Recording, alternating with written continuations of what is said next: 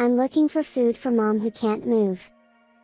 A 5-year-old granddaughter rummaging through the park's trash cans.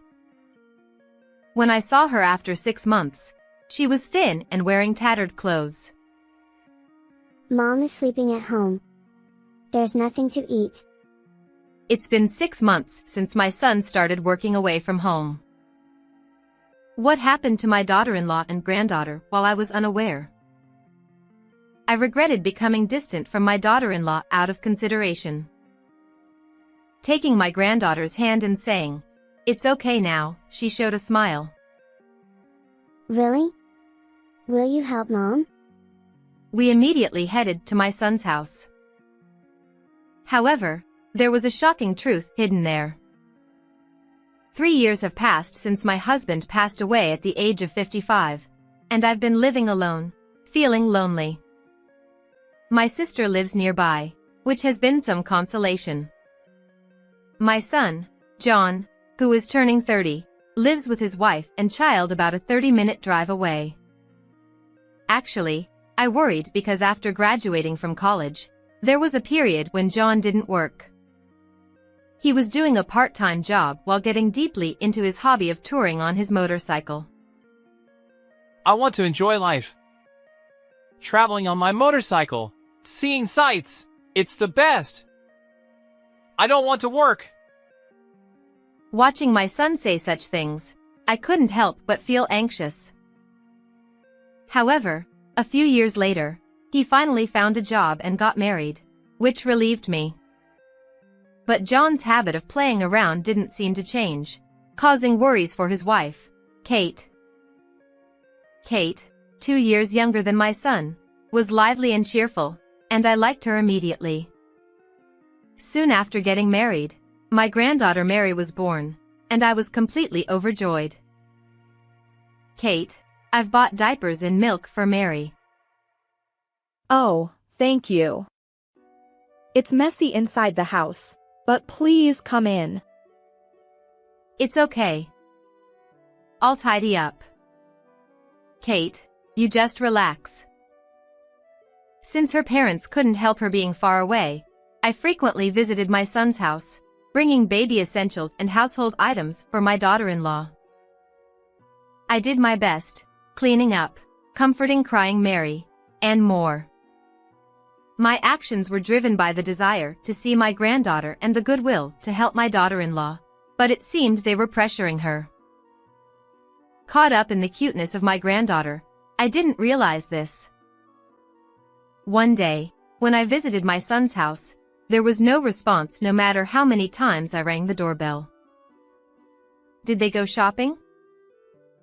Deciding to come back later, I was about to leave the bag of toys for Mary's birthday present on the doorstep when I heard my granddaughter's cries from inside. Worried, I tried to peek through the window, but when the crying stopped, I quietly backed away. It was then that I realized, for the first time, how much my daughter-in-law disliked me, using the excuse of not being home. Despite the shock, I sent a text to my daughter-in-law letting her know I left the present. I see. I'm just her mother-in-law, so she can't relax. Even though I understood it logically, I couldn't help but feel immensely sad. And to make matters worse, something happened that added to my distress. That night, my son visited home with a stern expression. There were 2 matters he needed to tell me, both of which were painful for me. Mom, I've been transferred to another state for work, so I'll be working away from home. Really? We won't be able to see each other like before. I'll miss you. As the location was inconvenient for family life, he decided to go alone, leaving his family here. I was shocked, but my son's expression was grim. I wondered why, but his next words revealed the reason. And, I hate to say this, but could you please stop bothering Kate already? Huh? What do you mean? Bringing household items is fine, but seriously, lay off Kate. Bullying your daughter-in-law isn't cool these days. I never thought you could be such a jerk. I denied any malicious intent, but my son grew more forceful.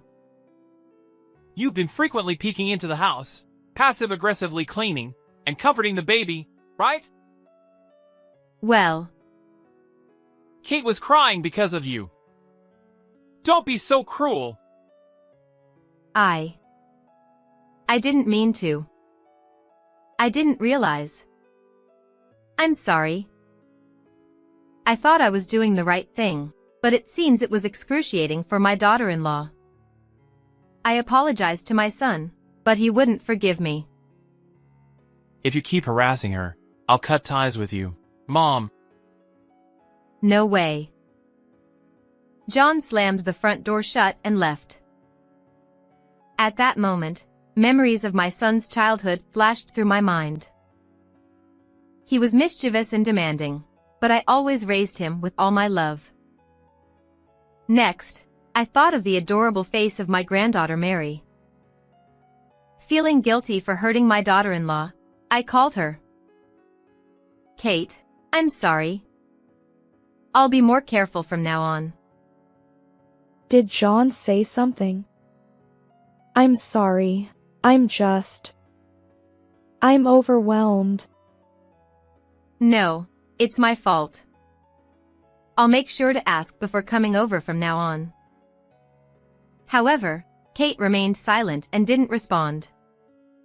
Maybe she wanted to tell me not to come to her home.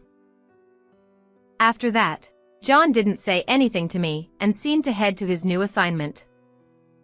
Later on, I tried to contact my daughter-in-law to arrange bringing gifts for my granddaughter's birthday, but her responses were lukewarm. She often asked for items to be sent via delivery because she was busy.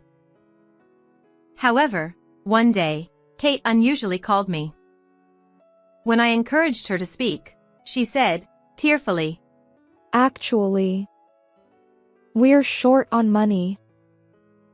Worried that my son's bad habits might be showing, I asked to meet her and discuss things at a cafe. Kate arrived alone, having left Mary with a friend. Her expression was very somber. According to her, since John started his solo assignment, he stopped sending money for living expenses. Then, she dropped an even more shocking bombshell. John seems to be having an affair. What? Kate continued. When I was video calling him, I saw women's clothes hanging on the wall in his room. When I said I would ask my son about this, Kate choked up, saying, I don't want to break up with him. I believe he'll come back to me. Feeling sorry for my hopeless son, I apologized to Kate. Kate then made a request, saying, I've started working part-time, but it's not enough. Could you send me $500 each month? Despite Kate's hesitance, it was all John's responsibility. I agreed without hesitation. Kate added, Also, I'm overwhelmed with work and can't clean the house properly. I don't want you to see it. I understand. Don't worry, I won't just drop by unexpectedly. Anticipating Kate's difficulty in saying it, I responded kindly with a smile. But what is my son thinking? Kate asked me not to tell John, but as a mother, I couldn't refrain from giving him my opinion. After parting ways with Kate and returning home, I called John that night. I subtly asked if he was cheating, but he seemed irritated and angry. Hey, Mom! Don't bother me with such trivial things. John, clearly frustrated from work, didn't outright deny cheating, so my anxiety only grew. After that, various expenses such as clothing for my granddaughter and medical bills when she fell ill started piling up, and Kate began coming to me for money. By this time, I couldn't see my granddaughter at all, but I believed it was all for the sake of dear Mary and my unfortunate daughter-in-law. So, I continued to provide money from my husband's inheritance and send allowances. Even when my son occasionally returned from his solo assignment, he never came to see me, only insisting over the phone. I'm so busy. Be nicer to Kate. I was torn apart, feeling lonely without being able to see my son, but I started dreaming of sweet Mary more often. Still, I convinced myself that as long as my granddaughter was living happily, it was enough. But looking back now, I should have gone to see my granddaughter. At that time, I never could have imagined things would turn out like that. It was a spring day, nearly a year into my son's solo assignment. My sister, who lives nearby, invited me to a cherry blossom viewing spot near my son's house. She was worried about my mood, but the sight of the cherry blossoms in full bloom lifted my spirits a bit. However, what caught my eye then was a small child rummaging through the trash can in the park. Concerned that the child might be alone, I approached. When the child looked up and our eyes met, I blinked and looked again in disbelief. What? No way.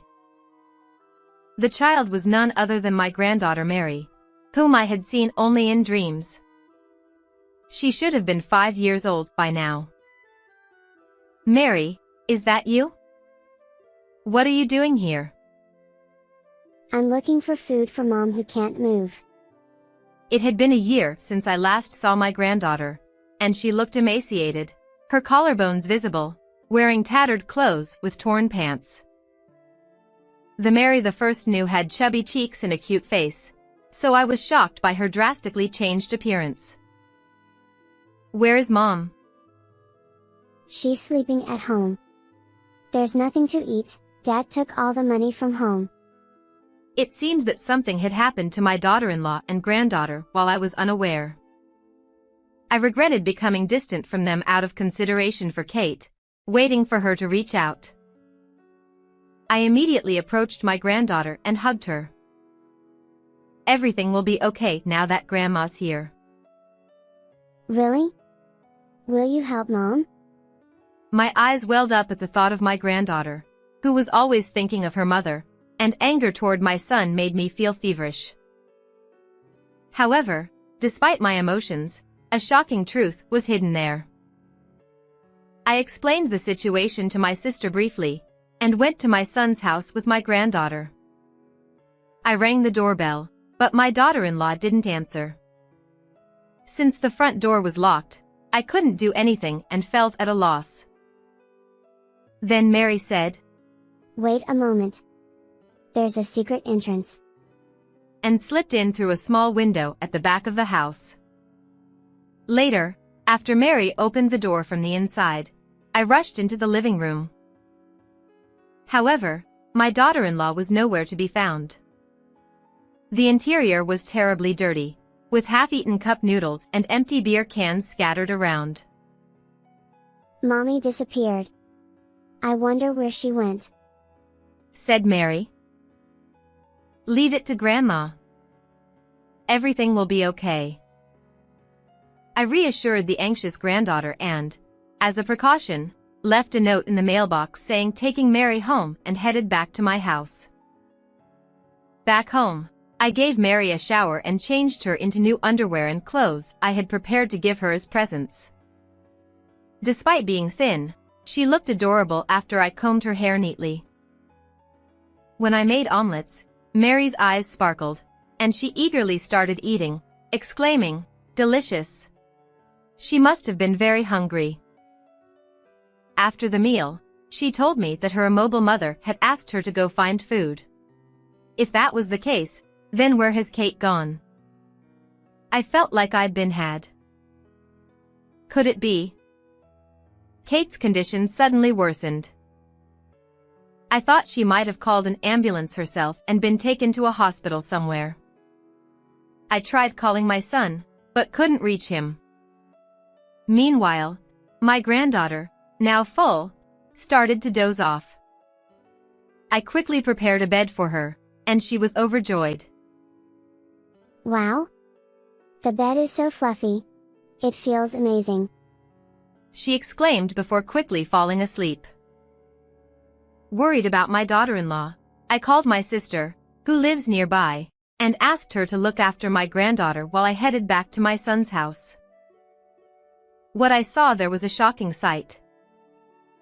Is that Kate? As I hid in the shadow of the neighboring house to observe Kate without being spotted, an elderly neighbor approached me. We had exchanged greetings when my son and his wife moved in, so we were acquainted. After hearing a certain story from the neighbor, I trembled with anger.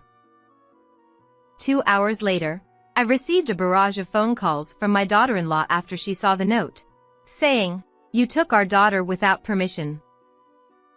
I'm sorry. I happened to meet Mary at the park, so I brought her home. I intentionally played dumb and apologized. Taking her your home without permission is rude. I'm really sorry. I didn't mean to worry you. But since it's been a while, can you let her stay with us for 2 or 3 days? Please.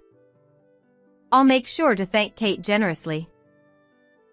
Huh? If that's the case, I don't mind, but there's one promise. Her proposal was, since Mary has a habit of lying, please don't believe anything she says. I already knew the truth of the matter, but without letting on, I went along with her to reassure her. It's common for young children to do that. Understood. I'll just let Mary's words go in one ear and out the other. 3 days later, my daughter-in-law came to pick up Mary. John is supposed to come home for the weekend. I need Mary to help with cleaning, so I've come to pick her up. Give her back. I won't return her to a mother who deceives your own child. At that, my daughter-in-law raised her eyebrows and glared at me. I don't know what you've heard from Mary, but didn't I tell you that she was a liar? It's absurd to believe everything a child says. Finally, Kate's true colors began to show. It seemed she intended to dismiss everything as lies from Mary. However, upon hearing those words in the living room, my granddaughter burst out crying and ran out. I'm not lying. I was worried about Mama. Seeing my crying granddaughter was heartbreaking. Not wanting to witness further arguments between adults, I asked my sister, who was at our house, to take Mary to the detached room. Then, I confronted Kate once again. I showed the pictures I had taken while hiding in my son's neighbor's house when I went there. They depicted Kate in intimate poses with a young man, and another where she was slipping wads of cash into his pocket. Kate's expression changed for a moment, but then she burst into laughter. It was just a little fun. John is under my thumb, so I can manipulate him any way I want. If you keep this up, you'll never see your grandchild again.